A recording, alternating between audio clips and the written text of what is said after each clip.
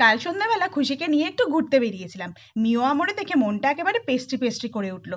অনেকদিন কিন্তু পেস্ট্রি খাওয়া হয় না, তো যে ভাবনা তাই কাজ, ঢুকে পড়লাম শপে। তোমরা তো জানোই এখানে তো নানান রকম ফ্লেভারের টেস্টি টেস্টি পেস্ট্রি পাওয়া যায়, তো আমিও আমার পছন্দ মতো কিছু পেস্ট্রি অর্ডার করে দিলাম। ভাবলাম নিয়ে যাই, বাড়িতে গিয়ে সবাই মিলে একসাথে বসে খাবো। তো দেখো আমি অর্ডার করে দিয়েছি, কি অর্ডার করেছি সেটা তোমাদেরকে কিন্তু বাড়িতে গিয়েই দেখাবো। তো আমি আর খুশি এখন যাচ্ছি বাড়ির পথে। তো বাড়িতে এসে ফ্রেশ ট্রেশ হয়ে নিয়ে বসে গেছি পেস্ট্রি খেতে। দেখো এখানে আমি নিয়েছি একটা রেড ভেলভেট, এটা এগলেস আমার মায়ের জন্য, দুটো ব্লুবেরি আর দুটো চকো চিপস।